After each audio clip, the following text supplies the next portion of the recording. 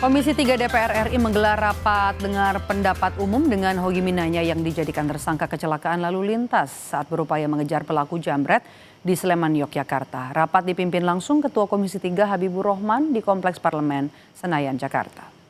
Selain Hogi yang didampingi istrinya serta penasehat hukum, Komisi 3 juga mengundang Kapolresta Sleman, Kombes Edi Setianto, dan Kepala Kejaksaan Negeri Sleman. Rapat ini untuk mendengar duduk perkara Hogi yang sempat dijadikan tahanan kota atas kasus yang menjeratnya. Sebelumnya Hogi berstatus tersangka kecelakaan lalu lintas yang membuat pelaku jambret tas istrinya meninggal saat dikejar. Yang kami hormati, Saudara Teguh Sri Raharjo. Penetapan tersangka kasus tewasnya 2 jambret di Sleman, Yogyakarta masih disorot. Kapolresta Sleman sebut penetapan tersangka Hogi Minanya yang membela istrinya dari penjambret atas sejumlah barang bukti. Salah satunya adalah CCTV. Tersangka terbukti menabrak sepeda motor yang dikendarai 2 penjambret. Penyelidikan pun dilakukan selama 5 bulan sebelum Hogi ditetapkan jadi tersangka September 2025. Persepsi dari orang, ya itu silahkan menyampaikan seperti apa. Tapi faktanya kita, penyidik-penyidik kita sudah mengumpulkan bukti-bukti dan saksi-saksi termasuk rekaman CCTV pada saat bersenggolan dan pada saat menabrak dari belakang. Usai ramai beredar di media sosial, upaya mediasi digelar oleh Kejaksaan Negeri Sleman, Yogyakarta dengan menghadirkan tersangka Hogi dan keluarga penjambret. Kedua pihak sepakat untuk menempuh restoratif justice. Namun, soal syarat damai akan dibahas di mediasi kedua. Makanya ini tadi semua sudah hadir dan akhirnya secara langsung sudah ada saling memaafkan, saling memberi maaf, saling meminta maaf, sudah dilaksanakan.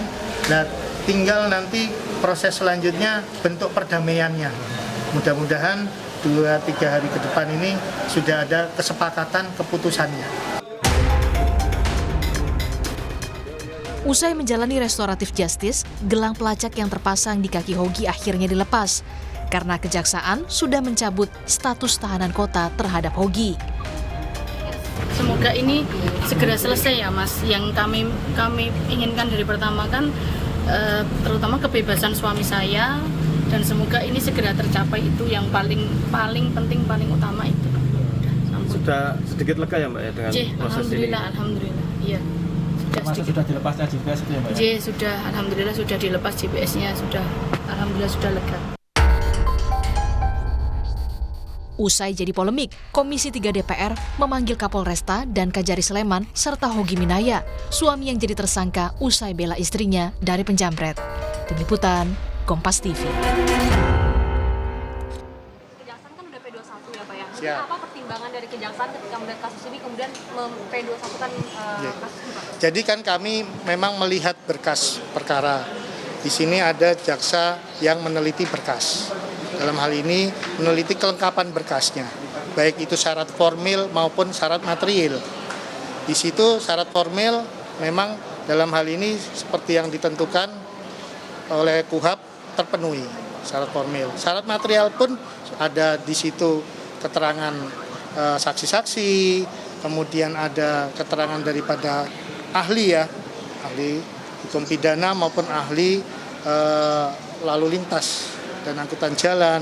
Kemudian ada alat bukti yang lain yaitu yang ditemukan oleh penyidik berupa bukti elektronik yaitu CCTV ya. Pada prinsipnya itulah yang kemarin menjadi dasar daripada penerbitan P21. Selanjutnya setelah kita tahap 2 pada tanggal 21 kemarin dengan mempertimbangkan untuk penuntutan ini biar bisa berjalan sesuai ketentuan, kami dalam hal ini memutuskan untuk melakukan restoratif justice sebagaimana semangat yang ada di dalam KUHAP baru, yaitu rehabilitatif dan restoratif. Makanya kami dalam hal ini kemarin mengambil langkah cepat untuk mempertemukan para pihak, mencari keluarga. Kami berupaya untuk bisa melaksanakan itu. Alhamdulillah kami bisa mempertemukan kedua belah pihak, dan di situ memang ada saling memaafkan ya, sebagai landasan kami untuk melakukan restoratif justice.